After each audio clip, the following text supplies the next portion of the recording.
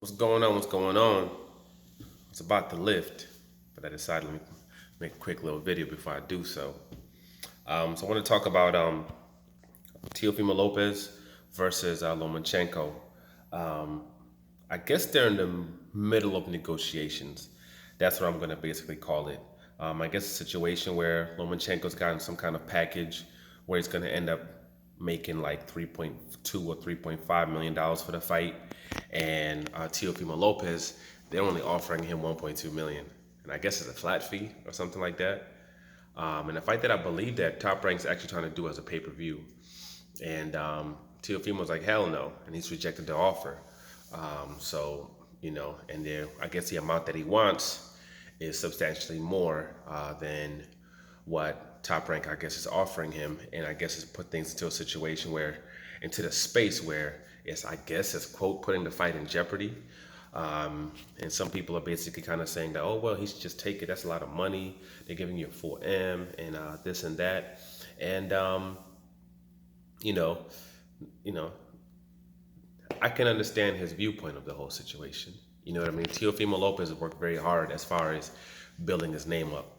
Regardless of how much money they've spilled into Lomachenko, how much they spilled into promoting him and hyping him and all the things that he said, he's never maturated into a superstar or a star of any kind. Even at this level of his career, he still fights at the ballroom when he fights in Madison Square Garden. He doesn't fight in the big room. He has to fight in the small room. You know what I mean? And Teofimo Lopez, especially also with his last win, he's put himself into a space where, like, let's say if, right now you could put gates and seats, he'd be fighting in the regular room. He wouldn't be fighting in the ballroom, you know? And he's got a big, huge fan base now, built a big, huge fan base, which enables him to have a whole lot of viewerships. And if they were to do this as a pay-per-view, a large part of it would be due to the fact of Teofimo Lopez, especially with his dramatic knockout to get that belt and with all the attention that he's been grasping for himself, you know, and also being the one American that will be fighting in the fight, the one who speaks, clear English when it comes to promotions and things of that nature. Most of the demographic that's actually going to would be purchasing those bout, to see this bout would be Americans that are supporting him. They want to see him do that particular fight. Take him out of the equation. There is no pay-per-view. If they do that pay-per-view, you can take Teofimo right now and put him up against Ramirez. He could just say F it, jump up and wait, and take on the Ramirez, and that's gonna be a big fight where he gets paid a lot of bread. He could just say F it, let me move up and fight Josh Taylor, and he'll make a killing off that too. So he has other options actually where, as long as his people do him right, he'd make a substantial amount of money. I think it's just in a bad space where you're assigned to an entity where their number one focus is making sure that they themselves are good. That's their number one, concern. It's trying to make sure they themselves get paid, where they will try to play you.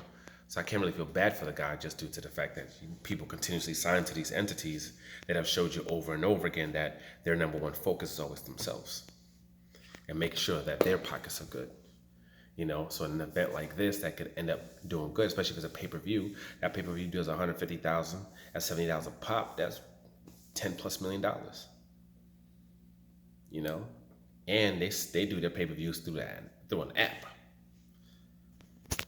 So that money pretty much goes straight to ESPN, and then from there, what part goes to Top Rank, what part goes, I don't know how all that works, but I know that's a lot of bread. Not to mention all the people that sponsors or whatever that are also, putting money into this particular event, how much ESPN is giving Bob Arum to do this event, all that kind of stuff. So I think it's just a situation where even though he's a young kid, he's someone that says, you know what? I know my worth. I know what I'm worth. I know what I bring to the table. And I'm not going to just take that. And a lot of people always say, oh, just you beat him, you knock him out, you take that, you're good. You're going to be able to make all these funds later on. That's what we always say with fighters, but it's like, no. You know what I'm saying? This is the payday. This is the big fight. And you want to make that bread on that big fight because tomorrow's not promised. That, quote, next fight or those next fights aren't promised. All you know is about what's happening next. You can't be worrying about tomorrow when it comes to the sport. could break your hand, break an ankle, tear an Achilles tendon, pop a, like a Gamboa. You could blow a shoulder out like Berto did against, like, who was it, Carras or something like that. That could happen. You can get a major eye injury like Kell Brooks. You don't know what's going to happen. You could end up be chilling and end up in a massive car accident later on and get hurt to the point where you can't fight anymore. You don't know what tomorrow brings. So you can't be talking about, you can't worry about, oh, what I'm going to make down that line. Not necessarily. If you're in a big space like this, you might be in a spot where you might be like, nah, I'm going to make sure I'm good. Some people will turn things down, but people who usually those guys that turn things down are still getting paid very, very well for those fights that they're doing. So he's just in a space where he's like, no, I know my worth. And he believes that he's being played like a sucker, and he's trying to say, nah, F you, pay me.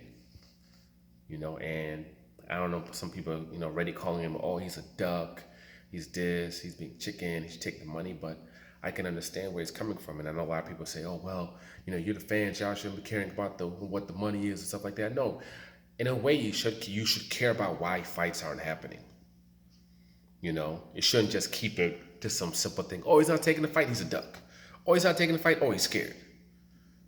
Those details do matter, because those details end up being the reasons why certain things are made, why certain things are not made.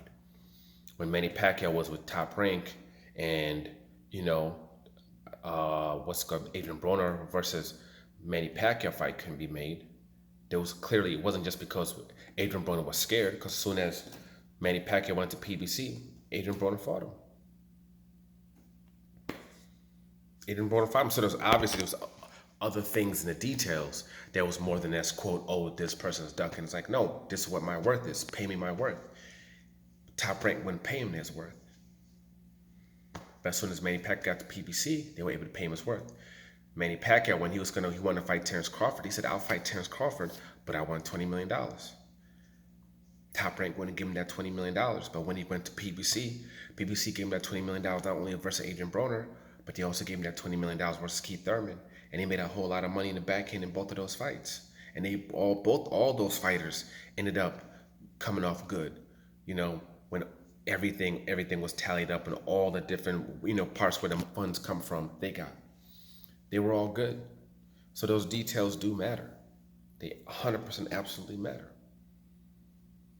Because it is a big part of when fights get made and when fights don't get made. That's why when it comes to certain things, I'll tell you, oh, like Manny Pacquiao versus Terrence Crawford, I'm like, no, it's not going to happen. Because I know the logistics of everything, and I know what the bottom lines is, and I know how all these sides operate. When they're saying, oh, Manny Pacquiao versus Keith Thurman, Terrence Crawford versus Ugas, it's not going to freaking happen.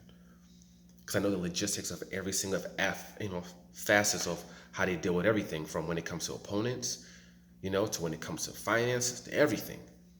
And everything from the past has shown that fight wasn't going to happen. Wasn't going to happen. Whatever they were going to offer him wasn't going to be ish. It was not compared to what he's making, not only his purse, but whatever portion of a gate he makes, whatever television rights he might get, Ugas, that people don't realize. Go look at Ugas' Instagram, how he's living his life. He's clearly getting paid more than what that freaking goddamn gate, that purse says. J-Rock was able to buy over $1 million worth of properties before the Hurd fight. So clearly, what his purse, from his purses to signing bonuses to everything, was obviously more than just what his purses were from when he got knocked out by Charlo. So all those particulars do matter.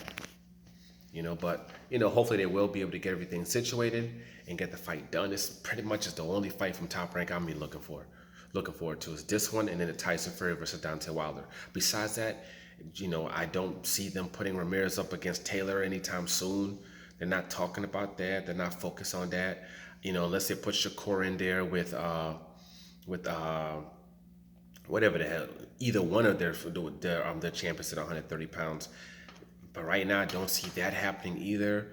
So, I don't know, unless those type of things happen from the fights that we do know of, definitely from Top Rank. That's really the only thing I'm looking forward to right now. Anything that would be happening, soon would be that particular fight.